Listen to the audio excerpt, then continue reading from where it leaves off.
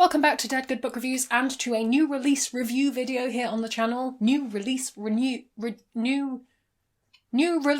video. I think I said that right first time. Hard to say. I made a deal with myself in the last couple of years that I have tried to produce a review video for everything that I get a physical arc for. I haven't managed it for everything, but I'm trying my best. And as part of that project, I'm here to review Age of Ash by Daniel Abraham. So obviously this is a physical arc, though the actual cover is very similar to this. I received this for free from the publisher, but nobody's paying me to talk about books. Unless you are one of my patrons, in which case thank you so much for paying me to talk about books. I'm not going to put any major spoilers into this review, but if you do want to go in knowing absolutely nothing, I recommend clicking away now and coming back when you've read this. Age of Ash is the start of a new series. I believe it's meant to be a trilogy from Daniel Abraham, who is probably best known for being one of the co-authors of The Expanse, though he has written a fair few other things. I believe this is meant to be out the 17th of February, which should be around about when you're seeing this, though in my head I also think it's maybe the 22nd, but I think there's a lot of things coming out around those days. So 17th of February, shall we say? Editing Judith, correct me if I'm wrong. It's being described as being spectacular, groundbreaking, and outstanding, and I am here to pass judgment on those quotes from the press release. Let's go. This is my first ever Daniel Abraham book. That is the perspective from which I am talking about this book.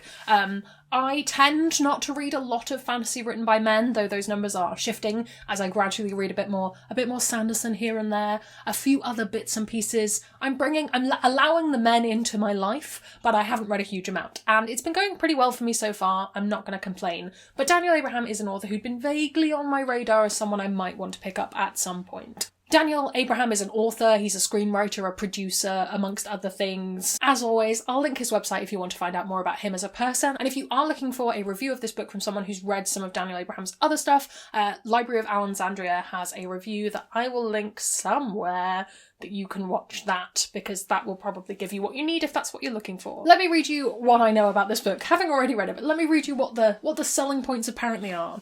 A monumental epic fantasy trilogy that unfolds within the walls of a single great city over the course of one tumultuous year, where every story matters and the fate of the city is woven from them all. Kithamar is a centre of trade and wealth, an ancient city with a long bloody history where countless thousands live and their stories unfold. This is Alice's. When her brother is murdered, a petty thief from the slums of Long Hill sets out to discover who killed him and why, but the more she discovers about him, the more she learns about herself, and the truths she finds are more dangerous than knives. Swept up in an intrigue as deep as the roots of Kithamar, where the secrets of the lowest born can sometimes topple thrones, the story Alice chooses will have the power to change everything. So, city-based fantasy story where every single book in the series, in the trilogy, is going to be following a different character and they will all intersect. That is what is supposed to be groundbreaking. As of yet, we only have this book. We only have this. My biggest pro is that I love a plucky thief. I've always loved a plucky thief. It is one of my absolute favourite kinds of characters. I can't remember if my video with kinds of characters in it will be up yet, but I'm excited to talk about them more. Alice is a really interesting character to look at, especially across the whole book. She changes a lot, and I don't think she necessarily changes for the better. And that's something that I always like to see explored. Enjoyed is probably the wrong word. I appreciated this really interesting look at the power of grief to change your perspective on things, for better or for worse, and also the getting caught up and taken away from perhaps your initial aims. I found it fascinating. I think that this book is really driven by grief in a lot of ways, and that might be something that you're not potentially in a place to read at the moment, in which case fine, but if you are in a place where you want that kind of exploration, I think it'd be really interesting. It's not as deep or as intentional look at it as some other books, like Under the Whispering Door, for example, but it is focused on grief, which is a place that stories don't often start from unless that grief is very, very anger-driven. And this is angry grief, but it's also quite sad grief. So yes, plucky thieves, and there are in fact two of them, one of whom at least is sapphic. Hooray, sapphic characters. Now, am I always still wary of sapphic characters written by men? Yes, and in this case we are much more seeing that pining, yearning, unrequited stuff, which is a bit of a bummer, not gonna lie to you. But in the grand scheme of wanting to represent every facet of every emotion, I'm not too fussed. I know that the other books are going to be about other characters. I haven't looked up who those characters are going to be yet. I don't know if that information is out there anywhere, but I'd be interested in seeing whether this relationship went anywhere else. I suspect it won't.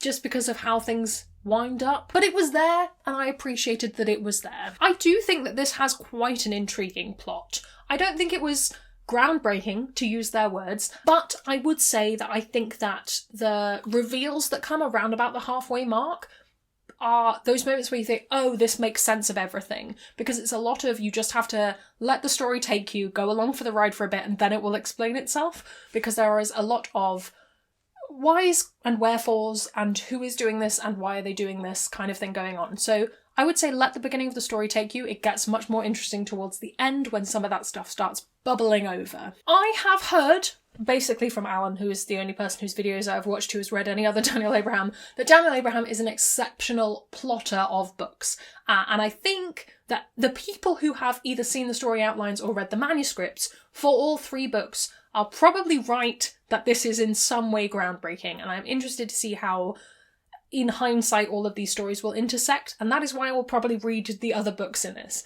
This book on its own is not groundbreaking. It is fairly generic city-based fantasy. The magic system is reasonably familiar. The characters are reasonably familiar. Even the plot twist is still not entirely novel. It's not boring, but it's also not, wow, I've never seen that done before. Amazing. So it's tricky because I don't want to say, like, this book was not worth reading, nor do I want to say that this book absolutely is worth reading, because we really do need the rest of the trilogy, and if there was ever a time to do a 9 Realms and publish the books in really quick succession, surely it's this. Surely, because otherwise everyone's going to have to do so many rereads to try and draw the connections between the 2, 3 even, and maybe eventually you'll be able to read all 3 of them in any order. I don't know. It's very interesting.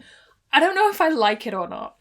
And lastly, my criticism, I guess, this might be a personal thing. I didn't feel as much of a connection to the characters as I think I was maybe supposed to.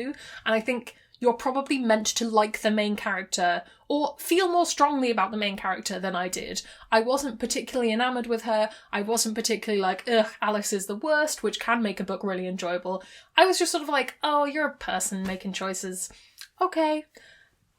Take of that what you will. Maybe I will like the characters who are followed in later books more. It's all a bit of an unknown, which makes making a review for it a questionable decision, but here we are. This is just a sidebar, and I will try and at some point pick up and flick through a finished copy to see if this is the same.